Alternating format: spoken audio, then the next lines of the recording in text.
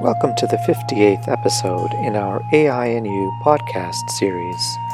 Today is Wednesday, May 5th, 2021, and I'm your host, Vicar Saidi. I'm a computer scientist and engineer, a lecturer, and a consultant. I'm also the author of several books.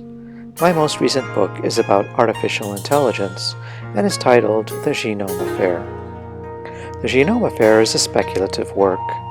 It examines what the world might be like if some of the more extraordinary capabilities forecast to be realized in AI over the next 20 to 30 years were actually realized today.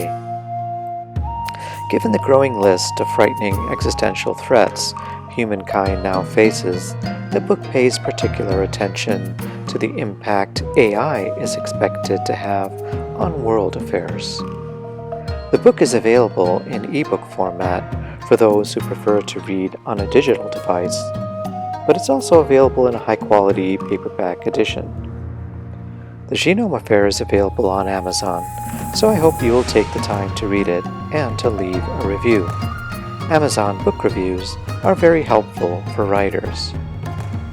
I'm very interested in how science and technology influence world affairs and the big questions facing humankind. Studying at the confluence of the great disciplines of human history, political science and thought, international affairs, science and technology offers a deep understanding and pedagogically important lessons of how advances in human endeavor have influenced and impacted civilization. I'm available to give talks on artificial intelligence and its related technologies and on the impact AI is expected to have or is already having on our world. If you'd like to get in touch with me to arrange a web-based event or consulting meeting with your company or organization, you can find my contact info in the podcast notes below. Please make sure to subscribe to my channel, like this video, and share it with others if you find the content valuable. Thank you. And now, on to today's podcast. In our last podcast, episode 57, I spoke about AI-enabled emotion recognition systems that are now embedded in monitoring systems and deployed widely across society.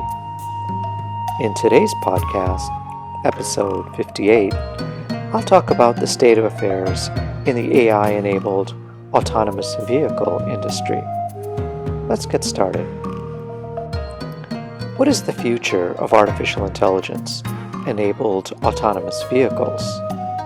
For some years now, tech entrepreneurs have offered the exciting prospect of a world in which self-driving taxis buzz about town at our beck and call. A few years ago, the president of Lyft, the ride-hailing application, described a fantastic vision of what a future with autonomous vehicles and taxis might look like. John Zimmer predicted that vehicle ownership would decline dramatically as people would prefer to hail autonomous taxis and pay for them via various schemes tailored to their needs and usage patterns. Even today, the idea of autonomous vehicles remains quite exciting. Imagine future urban settings without large areas set aside for temporary vehicle storage, including unsightly parking lots and vertical garages. Imagine these eyesores now replaced with wonderful public facilities, including gardens, playgrounds, scenic parks, and walking paths. Imagine your favorite metro area without the menace of inebriated drivers harming themselves and others, or crazy teens creating chaos on the streets. It was an exciting idea that was expected to be a reality by 2021. Zimmer's vision promised to transform society, not to mention the safety of transport. So what happened? What went wrong? In the final analysis, will realizing Zimmer and other tech entrepreneurs' vision of autonomous vehicles turn out to be nothing more than a costly fantasy. And when considering the numerous other challenges humankind now faces, shouldn't we be investing in a very different vision for transport anyway? It seems the notion of AI-enabled autonomous vehicles may not be quite the solution we need given current realities. So with the arrival of 2021, Lyft has now sold its autonomous vehicle division to Toyota for a mere $550 million. Meanwhile, Google's autonomous vehicle division, Waymo, has recently appointed new leaders. And in the end of 2020, Uber sold its self-driving division as well. More ominously, in a recent filing with the Securities and Exchange Commission, Tesla, the most outspoken voice in the autonomous vehicle sector, acknowledged that they might never realize their vision of fully autonomous vehicles. Across the autonomous vehicle industry, the technology is proving to be incredibly hard to realize, while simultaneously consuming billions of dollars of investment in research and development expense, as well as engineering effort and time. These are critically important financial and engineering resources needed in many other places within society. Additionally, the public policy infrastructure needed to support these vehicles, issues including state investment in highways and local roads, as well as in necessary regulatory oversight of the industry and the technology, simply have not kept pace.